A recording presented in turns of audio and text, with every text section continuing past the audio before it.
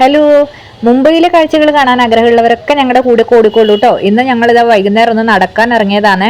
ഇത് ഇവിടുത്തെ ഒരു സ്ഥിരം നമ്മുടെ ഒരു റൂട്ടീനാണ്. വൈകുന്നേരം ആകുമ്പോൾ ഒന്ന് നടക്കാൻ ഇറങ്ങാന്നുള്ളത്. ഇപ്പം നവരാത്രി ആയതുകൊണ്ട് ഒരുപാട് കാഴ്ചകളുണ്ട് കാണാൻ. ഇവിടെ ഒട്ടുമിക്ക സൊസൈറ്റികളിലും അതുപോലെ തന്നെ അമ്പലങ്ങളിലും ഒക്കെ ദേവീ വിഗ്രഹങ്ങൾ ഇതുപോലെ പൂജക്ക് വെച്ചിട്ടുണ്ട് കേട്ടോ. ആ ഒരു 9-10 ദിവസങ്ങളിൽ ആ ഒരു സൊസൈറ്റിയിലെ കുട്ടികൾക്കും വലിയ ആൾക്കാർക്കൊക്കെ വേണ്ടിയിട്ട് ഒരുപാട് കലാപരിപാടികളൊക്കെ സംഘടിപ്പിക്കാറുണ്ട്. എന്നിട്ട് അവർക്കൊക്കെ സമ്മാനമൊക്കെ കൊടുക്കൂട്ടോ അവസാന ദിവസത്തിൽ. അതുപോലെ തന്നെ എല്ലാ ദിവസവും വൈകുന്നേരം ദാണ്ടിയ പറഞ്ഞാൽ നിങ്ങൾക്ക് അറിയായിരിക്കില്ലേ, ഇങ്ങനെ കോൽക്കളിയൊക്കെ പോലെ ഇവിടുത്തെ ഒരുതരം ഒരു ഡാൻസാണ്, അതൊക്കെ ഉണ്ടാവാറുണ്ട്. അപ്പം നമുക്ക് ഇവിടുത്തെ ദേവീൻ്റെ കാര്യങ്ങളൊക്കെ ഒന്ന് കണ്ടിട്ട് വരുന്നത്. ഇതുപോലെ നല്ല ഒരു ട്രഡീഷണൽ ആയിട്ടുള്ള ആചാരങ്ങളൊക്കെ പാലിച്ചുകൊണ്ട് തന്നെ നല്ല രീതിയിൽ ഡെക്കറേറ്റ് ചെയ്ത ഒരു മണ്ഡപത്തിലാണ് കേട്ടോ ദേവീൻ്റെ വിഗ്രഹം ഇതുപോലെ പൂജിക്കാൻ വെച്ചിട്ടുണ്ടാവുക.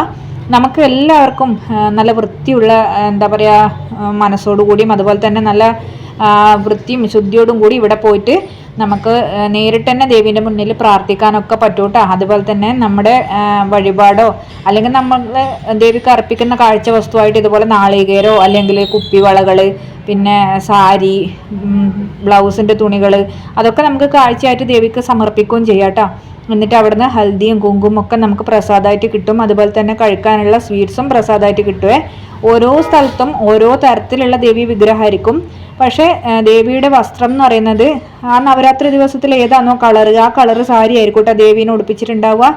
അപ്പം ഞാനും അമ്മയും ഇന്നങ്ങനെ നടന്ന് പോയിട്ട് ഇന്ന് ഈ ഒരു ദേവിയും പിന്നെ വേറൊരു സ്ഥലത്തും കൂടെ നമ്മൾ പോയിട്ടുണ്ടായിരുന്നു കേട്ടോ. 2 കാര്യങ്ങളാണ് ഇന്നത്തെ ഈ വീഡിയോയിൽ ഞാൻ കാണിച്ചു തരുന്നത്. അപ്പോൾ ഇവിടെ എത്തിയിട്ട് ഞങ്ങൾ ദേവിയൊക്കെ തൊഴുതു പ്രാർത്ഥിച്ചു.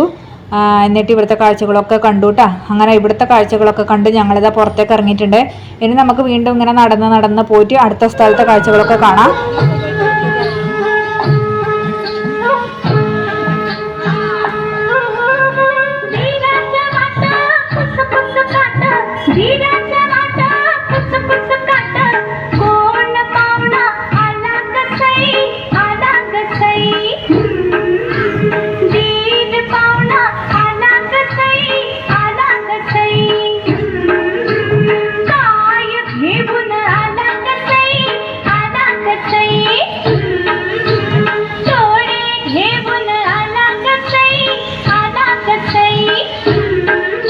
അങ്ങനെ കുറച്ചു നേരം ആ ഡാൻസൊക്കെ ഞങ്ങൾ കണ്ടു നിന്നോട്ടോ. മറാഠി ഗാനത്തിനാണ് അവർ നൃത്തം വെക്കുന്നത്. പിന്നെ ഏത് അമ്പലം കണ്ടാലും ഓടിപ്പോയി തൊഴുന്നൊരു അമ്മയാണ് കേട്ടോ എൻ്റെത്. അങ്ങനെ നമ്മൾ വരുന്ന വഴിക്ക് ഇവിടെ ഒരു അമ്പലം കണ്ട സമയത്ത് അമ്മ അവിടെ കയറി തൊഴുതൂട്ടോ. ഇതും ഒരു ദേവീ ക്ഷേത്രമായിരുന്നേ. ഈ മുംബൈയിൽ ഏകദേശം ഇവരുടെ ഇങ്ങനെ അതായത് ഇവിടുത്തെ ഒരു ട്രഡീഷണൽ അമ്പലം എന്ന് പറയുന്നത് ഇങ്ങനെയാണ് കേട്ടോ കെട്ടിടങ്ങളൊക്കെ. അങ്ങനെ അമ്പലത്തിലൊക്കെ തൊഴുത് നമ്മൾ തിരിച്ചു വരുമ്പോഴാണ് ഇവിടെ ഒരു ചെടിക്കാരൻ നിൽക്കുന്നത് കണ്ടത്. ചെടി എന്ന് പറഞ്ഞിട്ടുണ്ടെങ്കിൽ പിന്നെ എനിക്കും അമ്മക്കും അതൊരു വീക്ക്നെസ് തന്നെയാണ്. നമുക്ക് വീട്ടിലൊക്കെ ഇങ്ങനെ ചെടി വളർത്താനൊക്കെ ഭയങ്കര ഇഷ്ടമുള്ള കാര്യമാണ്. പിന്നെ നമ്മൾ വാങ്ങിക്കുന്നില്ലെങ്കിലും ഇതൊക്കെ ഇങ്ങനെ കണ്ടു നിൽക്കുക എന്ന് പറയുന്നത് തന്നെ എനിക്ക് ഭയങ്കര സന്തോഷമുള്ള കാര്യമാണ് കേട്ടോ. അപ്പോൾ അമ്മ ഇവിടുന്ന് ഒരു ജമന്തി ചെടിയാണ് കണ്ടപ്പാട് തന്നെ എടുത്തിട്ടുണ്ടായത്. ഞാൻ സ്കൂളിലൊക്കെ പഠിക്കുന്ന സമയത്തില്ലേ ഓരോ വീട്ടിൽ നിന്നും ഇതുപോലെ കാണുന്ന ചെടീൻ്റെ കമ്പൊക്കെ വീട്ടിൽ കൊണ്ടുവന്ന് നട്ട് പിടിപ്പിക്കുമായിരുന്നു കേട്ടോ. ഒരുപാട് ചെടികൾ ഉണ്ടായിരുന്നു എൻ്റെ വീട്ടിലെ, പല ടൈപ്പിലുള്ള ചെടികൾ.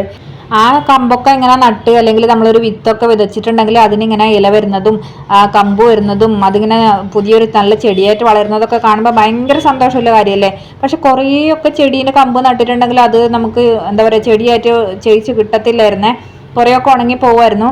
അപ്പോഴൊക്കെ ഞാൻ എൻ്റെ മനസ്സിൽ വിചാരിക്കുമായിരുന്നു ഇത് നമുക്കിങ്ങനെ വേരോടുകൂടി ഒരു ചെടിയായിട്ട് തന്നെ കിട്ടുകയാണെങ്കിൽ നമ്മളെ വീട്ടിൽ നട്ടിട്ടുണ്ടെങ്കിൽ പെട്ടെന്ന് തന്നെ അത് ഇവിടെ പിടിക്കൂലേ. അങ്ങനെ ഒരു ആഗ്രഹമൊക്കെ ഉണ്ടായിരുന്നു കേട്ടോ. പിന്നെ കുറേ നാൾ കഴിഞ്ഞപ്പോഴാണ് ഇങ്ങനെ ചെടി തന്നെ നമുക്ക് ഇങ്ങനെ വാങ്ങിക്കാൻ കിട്ടും പുറത്ത് പോയി കഴിഞ്ഞാൽ എന്നൊക്കെയുള്ള ഒരു അറിവൊക്കെ കിട്ടിയത്. ഒരു കോളേജിലും അല്ലെങ്കിൽ ഒരു +2 പഠിക്കുന്ന സമയത്തല്ലേ അങ്ങനെയൊക്കെ നമ്മൾ അറിയുന്നത്. മറ്റു കുട്ടികളുണ്ടാകുമ്പോൾ നമ്മൾ വിത്തോ അല്ലെങ്കിൽ കൊമ്പോ ഇങ്ങനെയൊക്കെ നട്ടിട്ടല്ലേ ചെടികൾ ഉണ്ടാക്കുക. അപ്പോൾ അതൊക്കെയാണ് കേട്ടോ എനിക്ക് ഇത് കണ്ടപ്പോൾ ഇങ്ങനെ ഓർമ്മ വന്നത്. പിന്നെ ഒരു റെഡ് റോസും ഈ ഒരു ജമന്തിയാണ് കേട്ടോ നമ്മൾ സെലക്ട് ചെയ്തത്. റെഡ് റോസ് കാണാൻ നല്ല ഭംഗിയുണ്ടായിരുന്നേ, നല്ല കട്ടി കളറായിരുന്നു കേട്ടോ അതിന്. അപ്പം ഞാൻ അവരോട് പറയാം ആ കവറിന്ന് എടുത്ത് ഇതുപോലെ ഒരു ചട്ടിയിലൊക്കെ ഇട്ട് പിന്നെ മണ്ണൊക്കെ നിറച്ച് സെറ്റാക്കി തരുവാണെങ്കിൽ എത്ര പൈസയാവും എന്നൊക്കെ എന്നിട്ട് അവരോട് ചോദിച്ചത്. അപ്പോൾ അവർ പറഞ്ഞു ആ ചെടീൻ്റെ പൈസയും പിന്നെ ആ ചട്ടിയുടെ പൈസയും പിന്നെ എന്താണെന്ന് അതിലിടുന്ന കുറച്ച് എക്സ്ട്രാ മണ്ണുണ്ടല്ലോ അതിൻ്റെ പൈസ ഒക്കെ കൂടിയിട്ടുള്ള റേറ്റാണ് ആവലെന്ന് പറഞ്ഞു കേട്ടോ. അങ്ങനെ പിന്നെ ഇവിടുന്ന് പിന്നെ നമുക്ക് വേറെ ഓപ്ഷൻ ഒന്നും ഇല്ലല്ലോ.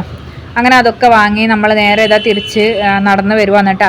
അപ്പോൾ ഇത് നമ്മുടെ വീട്ടിൻ്റെ അടുത്ത് തന്നെയല്ലേ ഒരു മാലയും പൂവൊക്കെ കിട്ടുന്ന ഒരു കടയാണേ.